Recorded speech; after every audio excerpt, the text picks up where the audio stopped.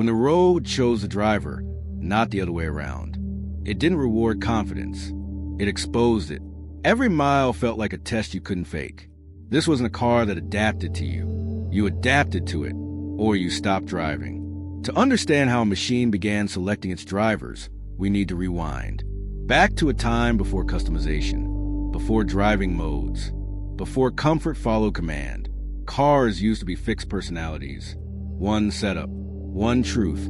This one was uncompromising. Steering was heavy from the first turn. Pedals demanded precision. Mistakes surfaced instantly. There was no gentle introduction. No learning curve built into software. The road delivered feedback directly. That directness was its own kind of honesty.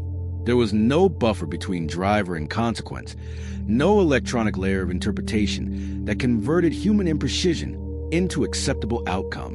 What you put in was exactly what you got back, amplified and immediate.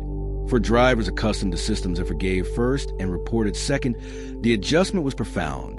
The car offered no grace period. It assumed competence from the first meter and corrected that assumption in real time when it wasn't there. Most modern cars separate the driver from this feedback loop so completely that drivers can spend years behind the wheel without ever truly understanding what their inputs produce. This car offered no such distance. The loop was tight, immediate, and non-negotiable. Early reviews were brutal. They called it unforgiving, demanding, unfriendly. Sales reflected that verdict. But a small group stayed, not because they enjoyed struggle, because they recognized honesty. This car didn't flatter ego. It stripped it away. Grip depended on commitment. Balance depended on discipline. Progress depended on restraint. Every drive felt like a conversation. The road spoke first. The driver responded. And not everyone liked what they heard. Some walked away quickly. Others slowed down, listened, adjusted. Those who stayed changed. They learned patience. They learned timing. They learned respect. This machine didn't ask who you were. It revealed it. And that revelation became its reputation. Because once drivers understood the truth, they stopped asking what the car could do. They asked what they could become. And that question would define its legacy. The road became the teacher. Every surface change mattered. Camber shifts altered balance. Temperature rewrote grip. This car didn't mask those variables. It amplified them. Rain transformed familiar routes into examinations. Cold tires punished impatience. Worn pavement demanded humility. Drivers learned to read asphalt-like language.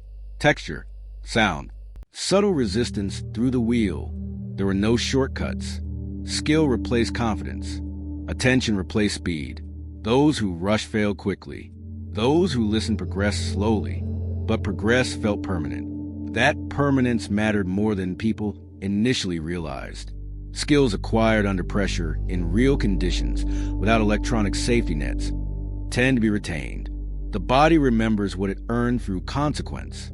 A driver who learned to manage oversteer without assistance had that knowledge written into muscle memory. It didn't fade the way conceptual knowledge fades. It was available instantly, intuitively, whenever the situation demanded it. This car was building something that would outlast any individual drive. The knowledge accumulated gradually, almost invisibly. Drivers rarely noticed their own improvement until a situation arose that would once have unnerved them and no longer did. A wet roundabout, a sudden change in road surface, an unexpected gust. Where beginners tensed and reacted, the car's graduates breathed and responded. The difference was not reflexes. It was calibration, a finely tuned sense of the gap between what the car could handle and what the road was asking. That calibration was the car's real output, not speed, not style, precision that lived in the hands. The car rewarded consistency, not bravado. Smooth inputs mattered more than strength. Planning mattered more than reaction. Over time, something changed inside drivers. They stopped chasing limits. They started respecting margins. Other cars began to feel vague, filtered, too forgiving, because forgiveness hides truth. This machine never softened consequences. It clarified them. That clarity created trust, not comfort. Trust, Drivers knew exactly where they stood. No surprises, no illusions, yet the world around it evolved rapidly. Assistance systems multiplied. Roads became faster. Expectations shifted. Suddenly, this car fell out of place. Too demanding for convenience. Too honest for mass appeal. Production numbers fell. Updates were minimal. Support thinned. But those who remained understood something rare. This wasn't transportation anymore. It was training. And training changes people. Because when the road chooses a driver, only those willing to learn are allowed to continue. And that realization was only the beginning. The separation became unavoidable. As technology advanced, this car stayed still. Others gained modes, assistance, adaptability. This one did not. It refused to adjust itself to confidence levels or moods. It demanded the same standard every time. Drivers who grew with it felt sharpened, more deliberate, more aware. Drivers who left it felt relieved, but also disconnected. Because once you've driven a machine, that tells the truth immediately. Filters feel like lies. Track days revealed the gap clearly. Modern cars were faster, but this one was clearer. It didn't chase lap times. It taught restraint. Every corner carried consequence. Every exit reflected earlier decisions. Nothing was isolated.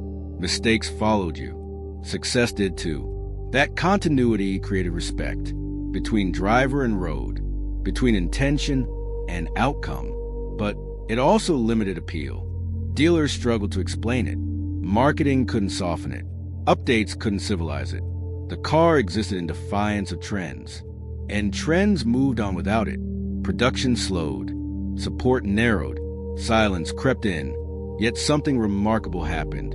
Those who mastered it didn't replace it. They kept it, maintained it, defended it, because it had shaped them. It wasn't about nostalgia. It was about alignment.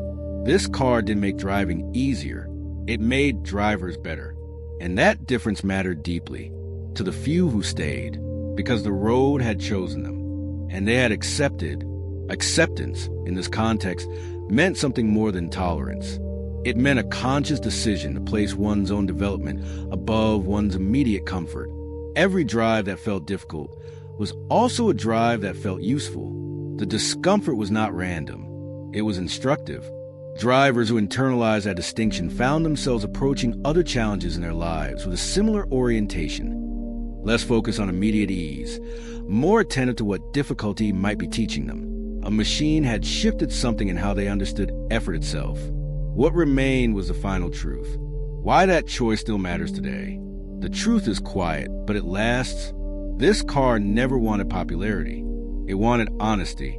In a world of adaptation and assistance, it stood still on purpose, not outdated, committed.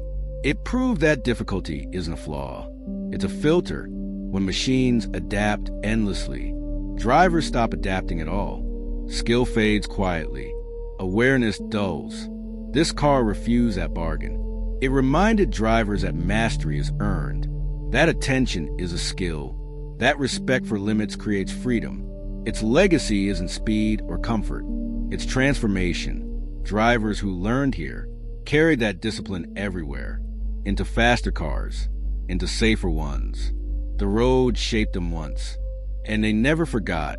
That's why this story still matters today. Because technology keeps advancing, but responsibility doesn't upgrade automatically. Somewhere between assistance and autonomy, we risk forgetting our role entirely.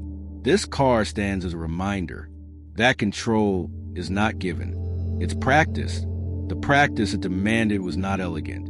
It was repetitive, physical, and occasionally humbling. But repetition is how anything real is learned. Not in a single moment of revelation, but in the accumulation of small, corrected mistakes. This car generated those opportunities in abundance. Every drive produced feedback. Every feedback produced adjustment. Every adjustment, repeated often enough, became intuition. The drivers it shaped were not those with the most talent. They were those with the most patience. And patience, it turns out, is the most transferable skill of all. And when machines stop choosing for us, We're forced to choose who we become. So what do you think? Are we still learning from the road, or have we let it decide everything for us? When the